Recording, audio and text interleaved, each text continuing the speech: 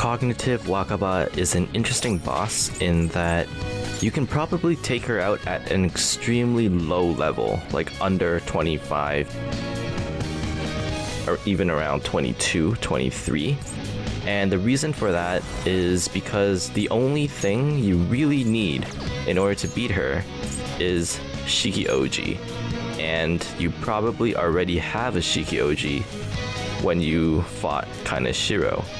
So, all you need to beat Cognitive Wakaba is Shiki-Ouji and a sound strategy. You have to understand her attack patterns, when you should be attacking, when you should be guarding, and once you have all of that down, it should be pretty easy to beat her, no matter what level you are.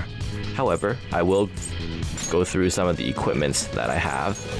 As you can see, I am level 25. It's low enough, and I feel like I had no trouble at all at this level, so you could probably even do it at 23, like I said. All you really need for your equipment is try to get the best melee weapon for your main character. So in this case, I have the quality Kopis, and then do so for the rest of your cast if you can afford them. Just the best weapon in the airsoft shop, and for On, it's still the whip sword. It's an item that you find in Kaneshiro's bank, I think. Or actually, I think I even found that in Madarame's palace. It was one of the early palaces. It was inside a locked chest. As for your armor, the only one that really matters is your main character. You want to get some pretty good armor for your main character. Of course, you want some decent armor for everyone else as well, if you can afford that. The reason why is because, for the most part, you don't even care if your other characters are dead. Like, I don't care, because as long as I have Shiki-Ouji and I have enough revival items, you can beat the boss, no problem. So, the only other preparation you should have before going into the battle is make sure you have enough healing items to restore 100 HP to all allies. If you can afford the more expensive one, then go ahead and get those. But 10 of each should be more than enough. You should also pick up a few, or not a few, but you should pick up quite a lot of revival bees and revivadrins, because you will be using a number of them through this fight, because your party members will die. 100% they will die. If you have magic and physical ointments, keep them in mind. You might need them. Another thing you could bring with you that could be really helpful that I don't have right now is a spotlight, or a couple of spotlights. And what those do is it essentially uses taunt on the enemy, so you could force the boss to attack your main character, who is null to physical. So now that that is out of the way, there is one more thing in terms of accessories that you could do. If you have the revenge mirrors, it's a good idea to equip some of those, because it gives you a chance to counter or reflect physical attacks, and that could be really nice. I don't have it here, but there should be some rings that allow you to resist Dizzy. I think you can buy it inside the Shibuya Underground Mall. So if you go there and buy rings to resist Dizzy, that could help you here as well. But you don't actually need them. And I will go through the boss fight and explain exactly what you need to do in order to beat Cognitive Wakaba. This is my...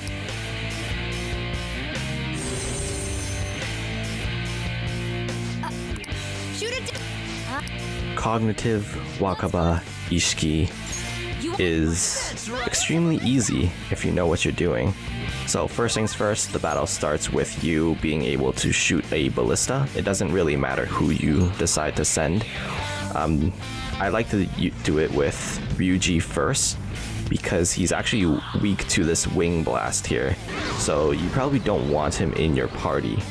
So what I like to do is just have him shoot the ballista immediately, and then afterwards you can switch him out of the party so that he doesn't get hit by the wing blast, and then the boss won't get a one more on you, which would be bad.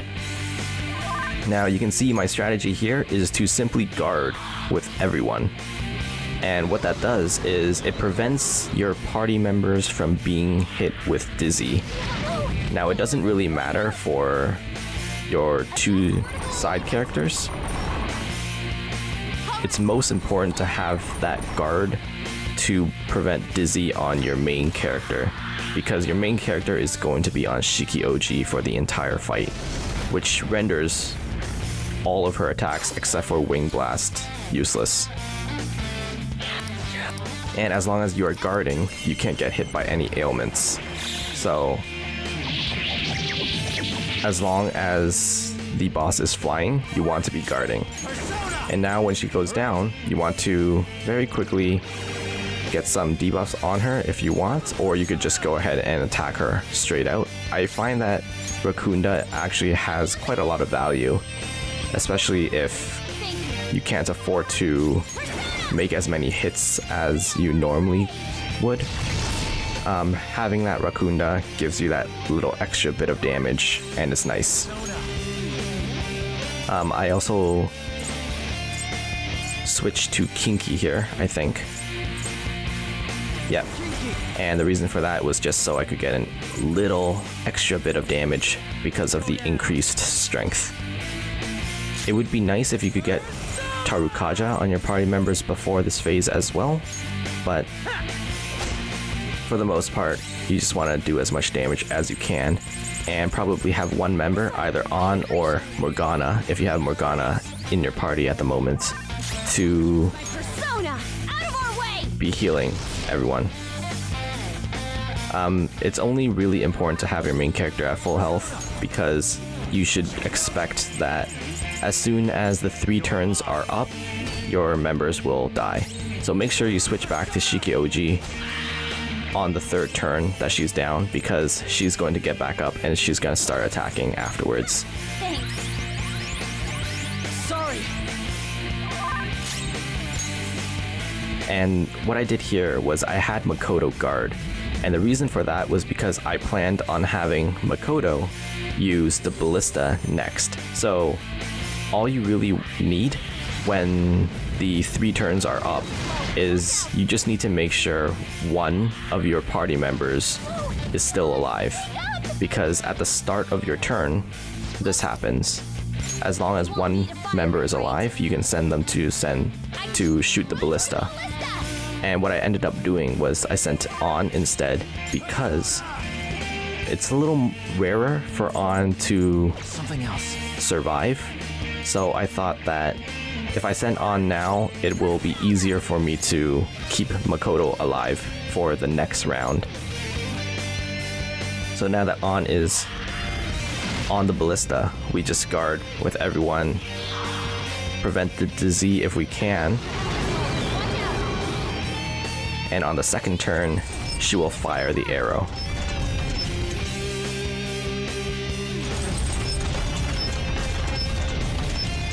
And really, this is pretty much the gist of the entire fight. There's no reason to attack the boss when she's flying, because, well, first of all, it's just way too dangerous to not be guarding. And second of all, you won't be doing as much damage to her when she's flying. And you also saw right there that counter worked. So if you have counter on Shiki-Ouji, you actually have a chance of reflecting some of her attacks back at her. That's why it's also good to have like a repelled physical ring to raise that chance. But once she falls down, you just have On and your main character revive everyone real quick. You want to keep in mind your turn order for your party, because my turn order is always the same. I know that Makoto is always going to be moving last, and I know Ryuji is always going to be moving second. So you want to keep that order in mind when you're reviving your party members, because That way, every party member will still get their turn once they come back to life. If you understand what I mean there. But this guard strategy is basically why you don't need resist dizzy rings at all. So you saw that I took the chance there to switch Ryuji out for Yusuke because I'm planning that, well, after Makoto, I'm gonna have to send Yusuke to man the ballista. And the reason why you want to switch everyone up and have different people man the ballista is because once they fire it once, they get a little tired and they need to rest a bit before they can shoot it again. So I just find that just have everyone take one turn to fire the ballista and you'll be fine. Yusuke also has Rising Slash, which does heavy physical damage, so it actually does like the most damage out of everyone.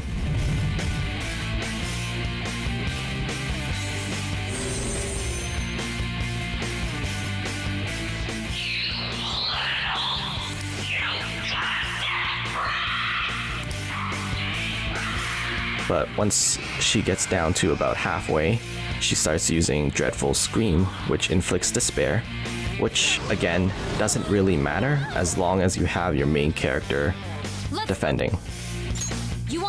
And as you saw there, because I had Makoto guard, she's the only one that really survived, except for Yusuke, who's in despair right now. And that's perfectly fine. There's no reason to heal Yusuke, no reason to revive on at the moment. You can let Yusuke die. It doesn't really matter because you're just gonna have to revive him later.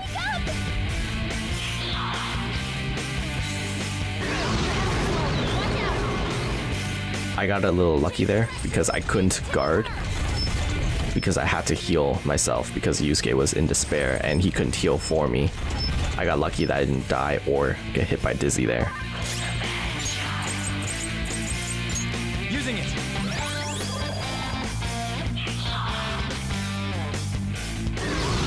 But this time I got hit by Dizzy.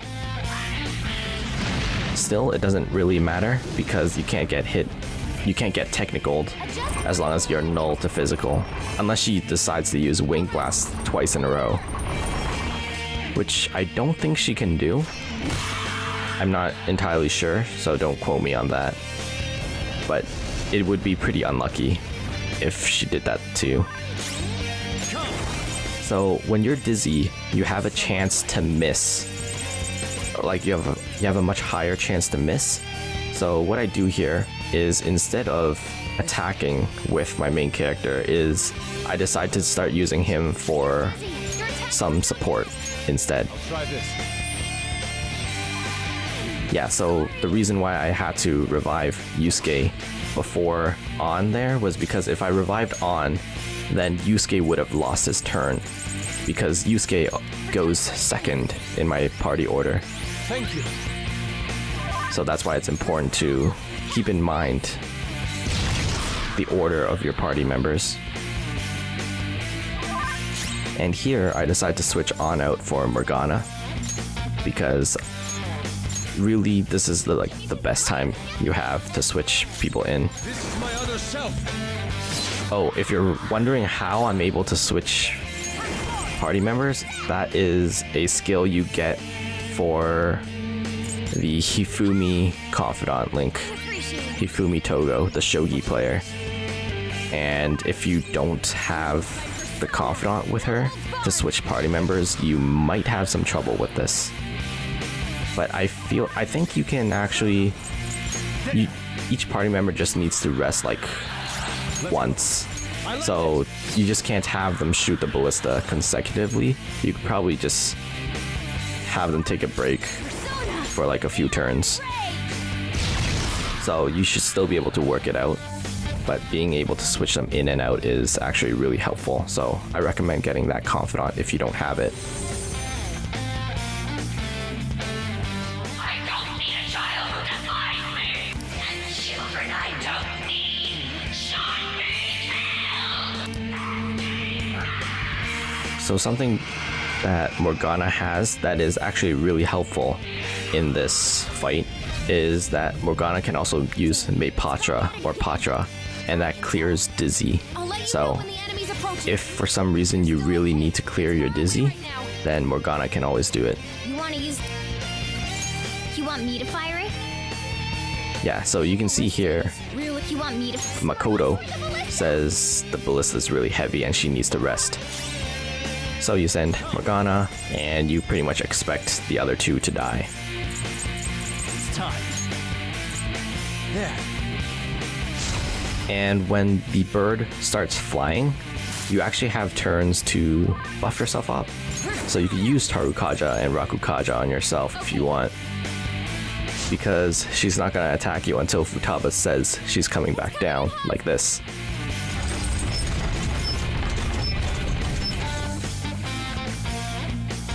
So take a few turns, buff your main guy up, make sure you do not switch off Shiki-Ouji, and don't bother with your party members, because even if they're guarding, even if they have Rakukaja, at this level, they will die.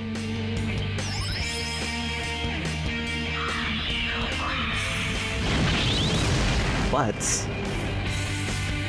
if you have counter, or if you have the physical ointment, a barrier to reflect physical, you could just throw that before she flies down, and she will do like 4,000 damage to herself and die.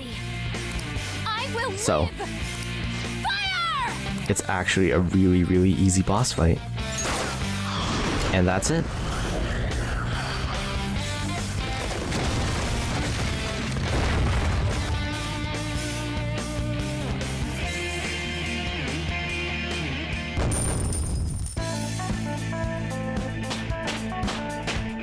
Alright, thanks for watching, guys.